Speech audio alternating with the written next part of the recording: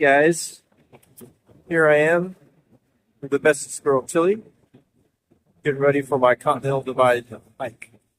So this video we're going to go through the trail, how I plan on hiking the trail, and then some of my gear. So let's get into it.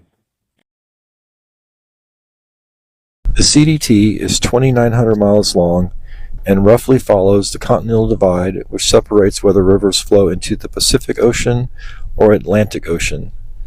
The southern terminus of the CDT is at the New Mexico border. From there, the trail enters the Gila National Forest, crossing the Gila River over 200 times. The trail leaves New Mexico near the town of Chama. Chama marks the start into the San Juan Mountains in Colorado at Cumbres Pass. Snow in the San Juans has a big impact on timing of the hike. From the San Juans, the CDT continues in Colorado through the White River Wilderness and over Grays Peak, the highest point on the CDT at just over 14,000 feet. From Colorado, the CDT enters Wyoming around the Great Divide Basin. This basin is over 200 miles of flat land with no natural water drainages. CDT hikers rely on cattle troughs for their water sources in this area. From the Great Divide, the trail enters what many consider the highlight of the trail, the Wind River Range. This 100-mile stretch is home to the Cirque of the Towers, known for its jagged summits, sheer granite walls, and alpine lakes. The trail then enters the Teton Wilderness and then travels through the heart of Yellowstone National Park. The CDT actually passes right next to the Old Faithful Geyser. From Yellowstone, the CDT heads almost straight west and then north into the Bitterroot Mountains. Next is the Bob Marshall Wilderness in Montana with the Chinese Wall, a limestone escarpment that juts out of the ground for 20 miles, marking the Continental Divide. The CDT then travels for about 100 miles to the Glacier National Park to the Canadian border with some of the most spectacular views on the trail. You can hike the CDT several different ways, starting at the southern terminus and going north, starting in Glacier and hiking south, or flip-flopping through different trail sections. My plan is to hike north from New Mexico, starting on April 10th to Chama and Cumbres Pass.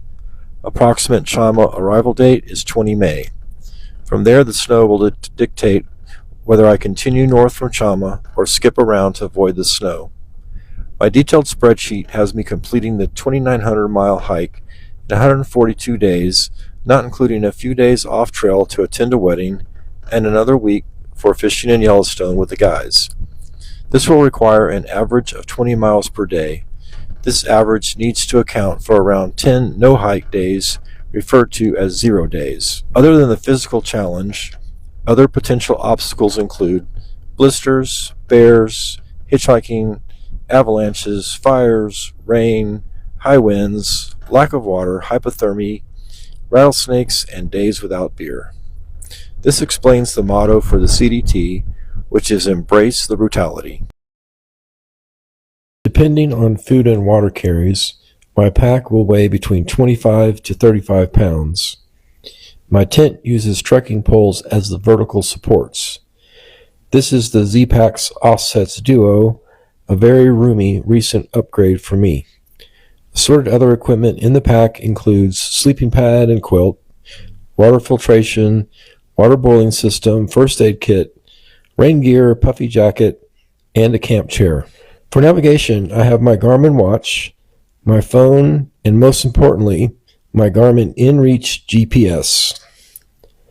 The InReach allows me to send and receive texts from anywhere on the trail. It also has an SOS button that, if activated, sends emergency support to your location. I'm not planning on using this. Well, that's it for now. Stay tuned on this YouTube channel for more semi-regular updates.